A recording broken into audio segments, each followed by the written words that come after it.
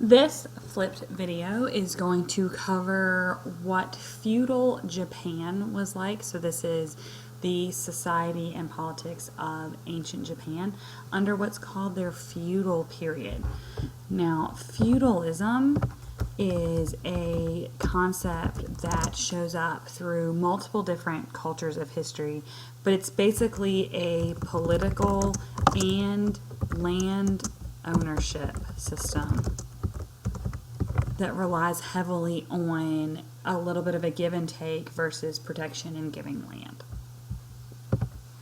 We will talk about feudalism more in more depth when we talk about, most notably, the Middle Ages.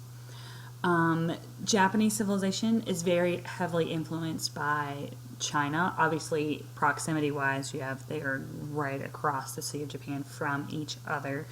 And you're also going to have highlights from what's a religious sort of way of thought called Shintoism that's going to coexist along with the system known as Buddhism that we've talked about in the past that came from China. So, Japan is called the land of the rising sun because it is in the east of Asia, right? If you were looking at a map, you would have the sun rising on this side of the world, so therefore it is a land of the rising sun. It is 120 miles from its closest neighbor, which is the peninsula of Korea. It's 500 miles from China, so it's actually a good chunk of distance from China.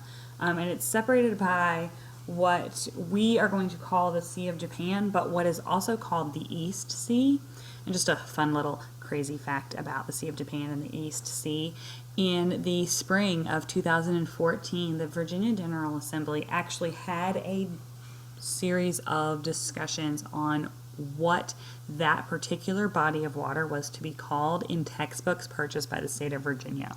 They literally had to vote on whether or not they wanted it to be called the Sea of Japan or the East Sea. It's totally ridiculous sort of government waste. There are 4,000 islands along 12,000 miles that make up 12,000 can't be right. That's 1,200 miles. Let's change that really quickly. That is 1,200 mile archipelago of Japan. But there are 4 major islands. It's super duper mountainous. The climate is varied in just based on geography there. I mean, you can see Mount Fuji here on the bottom picture that's snow-capped during the spring where there's all this tropical almost vegetation down at the bottom of the foot of Mount Fuji. It's very, very different as you go up in altitude, up in elevation. If I break this top map bigger, you can see that all of the purple areas, so all of China, all of Korea, was controlled by the Mongols in 1300 while Japan was maintaining its independence, but they did have 2 separate Mongolian invasions in the 1200s that they had to fight off.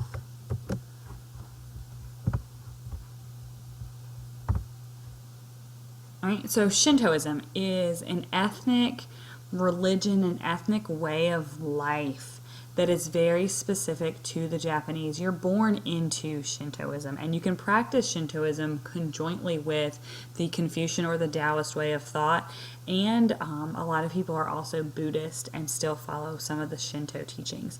It's polytheistic, and each family group worships their own gods. Each family group, each clan has their own god system. It's all about respecting nature, respecting ancestors. It's very similar to the same kind of concepts that you see in native animist traditions. That word is animist. Whoops. Animist. That you see in Africa and in North America. I like to talk about how in the Disney movie Pocahontas, she talks to the tree, right? She talks to the mother in the tree, and that's sort of the same kind of system. In regards to the government, in regards to the state religion, in regards to the government, the emperors were determined to be appointed by the gods, and we're going to rule under divine right, which means that you cannot question the gods, because you would then also be questioning, or the emperor rather, you can't question the emperor, because then you would then also be questioning the gods. So you need to understand that very early in Japanese society, this prince, and you can remember his name, Shotoku, if you'd like, but the issue is that he sends missions to China under the Tang dynasty, and within that they bring back Chinese writing and Chinese art, and they bring back Confucianist and Taoist principles and Buddhism to the Japanese culture. They can practice them simultaneously. In fact, most people in Japan who are Shinto are also another religion.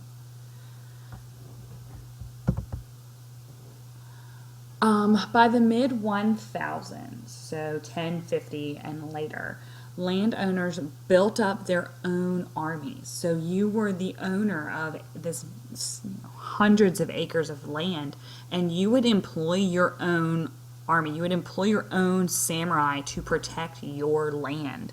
And the samurai actually have to provide a specific code. It's actually called the Bushido Code. And that was to ensure that they were following the same systems. Knights of Europe followed the exact same similar concept. Knights worked for the landowners, agreed to protect the land, and they had a code of ethics too. This is just a really big picture of a samurai guy that I think is really neat. But it goes into depth about their helmets and their masks and their swords, and then all of this is made of iron. It's very, very, very heavy. So the samurai worked for the landowner. They are not employed technically by the government. Right? In 1192, the shogun named Yorimoto takes over. And basically this system means that you have an emperor, you have a king, for lack of a better word, who rules based on hereditary rule and rules the politics of the system. However, you also have this military leader. You have this guy who essentially controls all the army, and he gets to make political decisions for the military, and then they have to sort of work together, which essentially means that the emperor becomes powerless. There is a lot of Chinese architecture. If you can see the way that this roof line is shaped, where that's an eraser, where it swoops down and then back up, that U shape is very Chinese. The tiling is very Chinese. All that comes from when they had the missionaries that came back from Tang, China.